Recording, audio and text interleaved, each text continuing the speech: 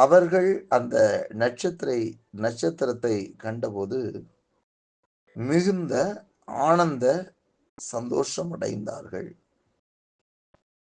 கர்த்தருக்கு மகிமை உண்டாகட்டும்.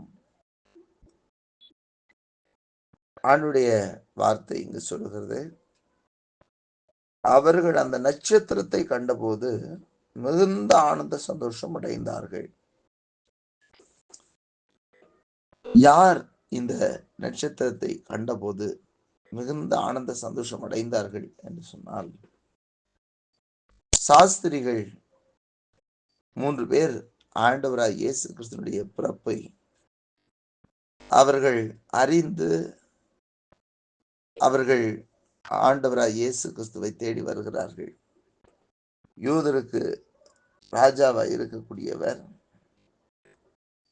அவர் பிறந்திருக்கிறார் என்று சொல்லி அவர்கள் ஆராய்ந்து கண்டறிந்து அவரை தேடி வருகிறார்கள். அவை 2ஆம் அதிகாரத்தில் நீங்கள் பார்ப்பீர்களானால், கிழக்கிலிருந்து சாஸ்திரிகள் எருசலேமுக்கு வந்து, யூதருக்கு ராஜாவாக பிறந்திருக்கிறவர் எங்கே? கிழக்கிலே அவருடைய நட்சத்திரத்தை கண்டு அவரை பணிந்து கொள்ள வந்தோம் என்றார்கள்.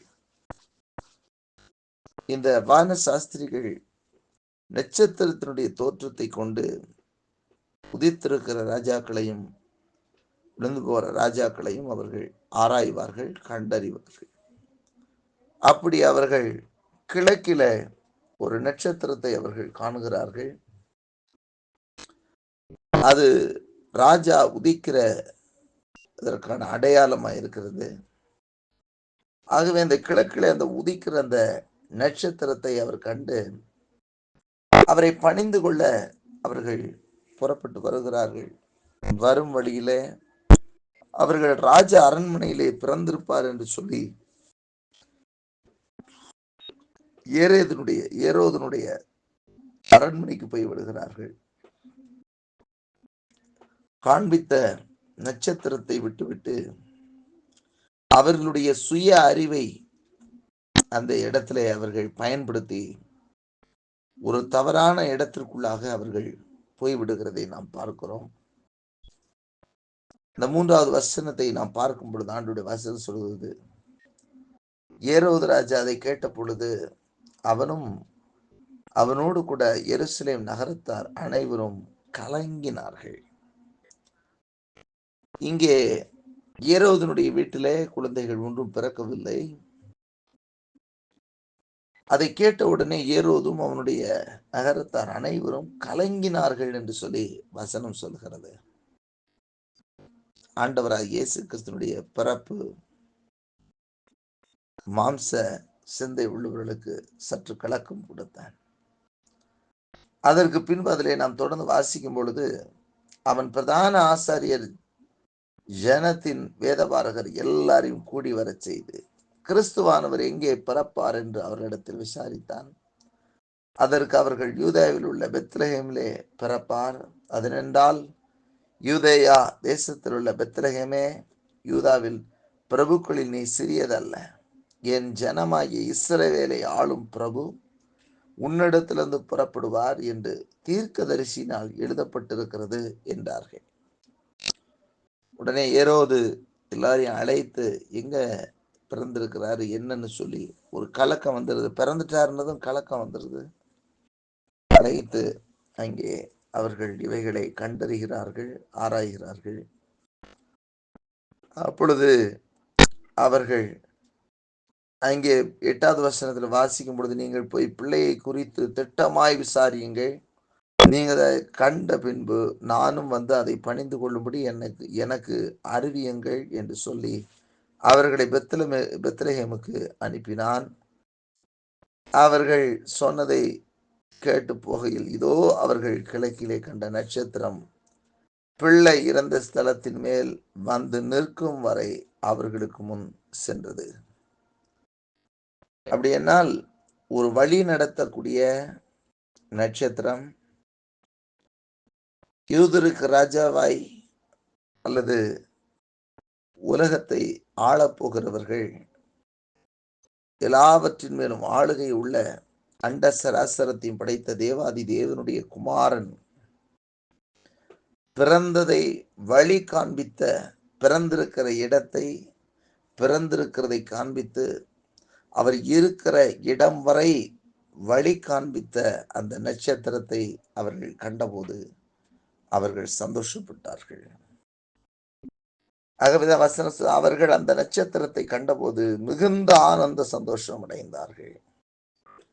ஏனென்றால் அவர்கள் புறப்பட்டது யூதருக்கு ராஜா பிறந்திருக்கிறதை அந்த நட்சத்திரத்தின் மூலமாக அறிந்து கொண்டார்கள்.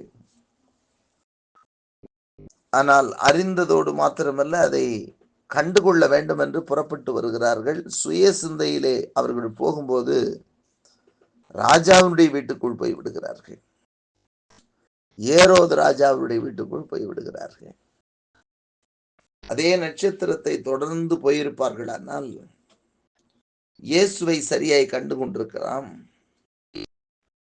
ஆனால் அவர்களோ சுய சிந்தைக்கு இடம் கொடுத்த பொழுது அவர்கள் ஏரோது ராஜாவுடைய வீட்டிற்குள் போக வேண்டியதாயிற்று. ஆனால் அவர்கள் அங்கே இல்லை என்று சொல்லி அவரும் நானும் பார்க்க ஆசையா இருக்கிறேன்னு சொல்லி அனுப்பின உடனே மறுபடியும் அந்த நட்சத்திரத்தை அவர்கள் காண்கிறார்கள். இப்பொழுது எந்த நட்சத்திரம் தனக்கு வழி காண்பித்ததோ அதே நட்சத்திரத்தை கண்டுவிடுகிறார்கள். அந்த நட்சத்திரம் அது தொடர்ந்து அவர்களை வழியே அழைத்து வந்து இயேசு கிறிஸ்து பிறந்திருக்கிற இடம் வரைக்கும் வந்து நின்றது என்று சொல்லி வசனம் சொல்லுகிறது. இயேசு கிறிஸ்து பிறந்திருக்கிற இடத்திலே கொண்டு வந்து அவர்களை நிறுத்தினது. ஆகவேதான் அவர்கள் செவ்வையான வழியை காண்பித்த அந்த நட்சத்திரத்தை அவர்கள் கண்ட பொழுது அவர்கள் மிகுந்த ஆனந்த சந்தோஷம் அடைந்தார்கள். ஏனென்றால் யூதருக்கு ராஜாவாய் உலகத்தை ரட்சிக்கிறவராய் இருக்கிற இயேசு பிறந்திருக்கிறதை கண்டு அவரை தொழுது கொள்ள அந்த நட்சத்திரம் அவர்களுக்கு வழிகாட்டினபடியினாலே இன்றைக்கும் கூட இயேசு கிறிஸ்துவை கண்டு கொள்வதற்கு நமக்கு ஆண்டவர் கிருபை கொடுத்திருக்கிறார். ஆண்டவர் நமக்கு இரக்கம் பாராட்டி இருக்கிறார். ஆகவே அவரை பார்ப்பது, அவரை கண்டு கொள்வது, அவரை அறிந்து கொள்வது என்பது அது மிகுந்த ஆனந்த சந்தோஷம். நம்முடைய வாழ்க்கையில மிகுந்த ஆனந்த சந்தோஷத்தை அது ஏற்படுத்துகிறதா இருக்கிறது. தேவனை அறிகிற அறிவை பெற்றுக்கொள்ளுதல்.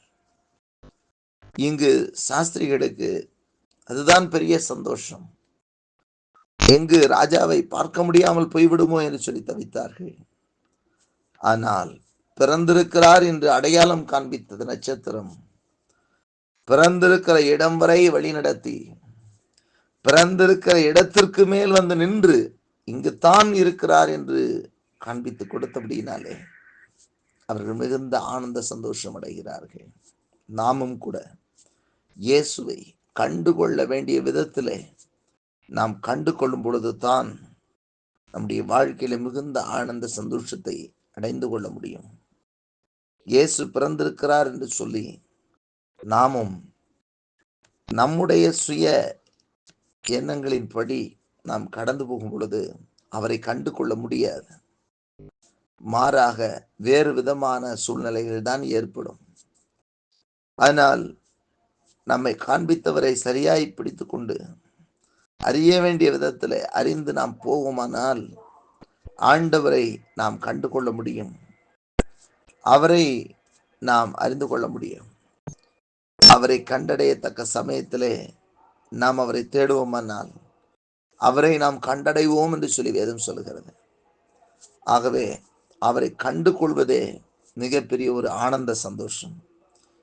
இங்கே அவர்கள் சுய அறிவை விட்டு அவருக்கு காண்பித்தவரை, அவரை பிறந்திருக்கிறதை நமக்கு காண்பித்த நட்சத்திரத்தை கண்டபோது அதனுடைய வழியிலே அதை பின்தொடர்ந்து போன பொழுது பிறந்திருக்கிற இயேசுவை கண்டார்கள்.